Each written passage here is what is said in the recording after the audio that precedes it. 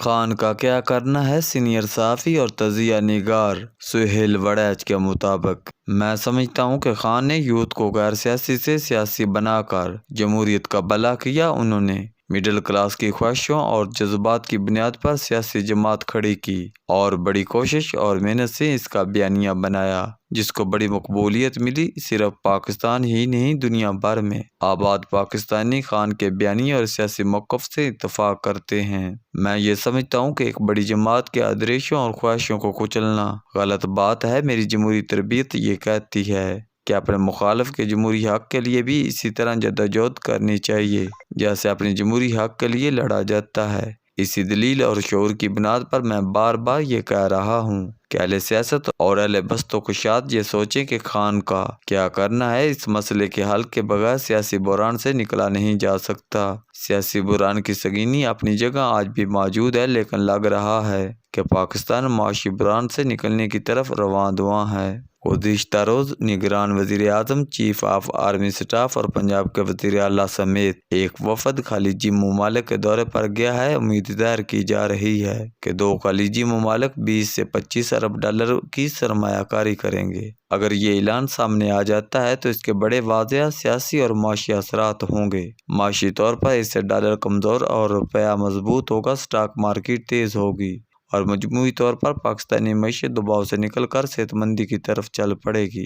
افواہ یہ بھی ہے کہ معیشت میں بہتری کے بعد فروری الیکشن میں تاخیر ہو سکتی ہے، کیونکہ سوچا یہ جا رہا ہے کہ اگر فروری میں الیکشن ہو گیا تو معاشی بہتری میں ایک وقتی وقفہ آ سکتا ہے۔ یہ بھی کہا جا رہا ہے کہ ابھی تحریک انصاف کے سیاسی ابھار کا مکمل ادراک نہیں ہو سکا۔ کہا جا رہا ہے کہ انتخابات فروری سے اگست ستمبر تک لے جائے جا سکتے ہیں۔ انتخابات کی تاخیر کے حوالے سے فیصلہ کیا گیا تو دو رکاوٹیں سامنے آ سکتی ہیں، پہلی عدالتی اور دوسری سیاسی۔ سننے میں آیا ہے کہ ابھی تک عدالتی رکاوٹ برقرار ہے اور اس سے ڈیل کرنے کی کوشش جاری ہے۔ سیاسی رکاوٹ کے حوالے سے کہا جا رہا ہے کہ پی ڈی ایم کی دو بڑی جماعتوں کو اس تاخیر پر اعتراض نہیں ہوگا۔ یہاں تک تو افواہ تھی، اب اس افواہ کا تجزیہ بھی ضروری ہے۔ اگر واقعی انتخابات ملتوی ہوئے تو جمہوری عناصر کو شدید مایوسی ہوگی۔ فاضل جج صاحبان پہلے ہی یہ سوال اٹھا رہے ہیں کہ 90 دن سے زیادہ تاخیر، کیا اب وہ مزید تاخیر کیسے قبول کر سکیں گے؟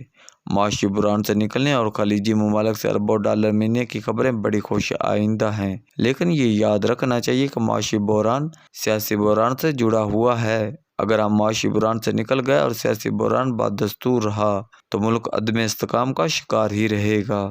دنیا بھر کے ترقی یافتہ اور ترقی پذیر ممالک کی خوشحالی کا راز یہ ہے کہ عوامی حمایت سے دیر پا معاشی پالیسیاں بنائی جاتی ہیں۔ اب ضرورت اس بات کی ہے کہ پاکستان کی سیاسی جماعتیں دیر پا اور دور رس معاشی چارٹر پر متفق ہوں، تاکہ اگر کوئی سیاسی بحران آ بھی جائے تو اس سے معیشت متاثر نہ ہو۔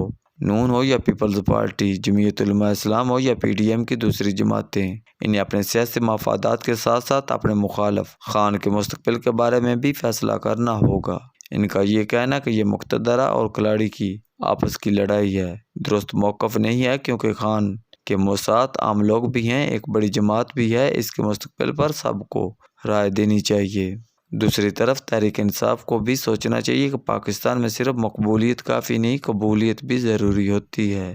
اس لیے وہ فوری طور پر انتخابات کے لیے اپنی پالیسی واضح کرے، اپنے صلح پسند لیڈروں کو آگے کرے تاکہ وہ مقتدرہ اور دوسری سیاسی جماعتوں سے مذاکرات کر کے خان اور تحریک انصاف کے لیے راستہ کھولیں۔ تحریک انصاف کو سیاسی جماعت بن کر سیاست کرنا ہوگی، اب وہ طاقت میں نہیں ہے۔ اسے اس بات کا ادراک کرنا ہوگا اور اپنی سیاست اور پارٹی کو بچانے کے لیے ایسے اقدامات کرنا ہوں گے کہ اس سے کچھ نہ کچھ قبولیت تو حاصل ہو جائے۔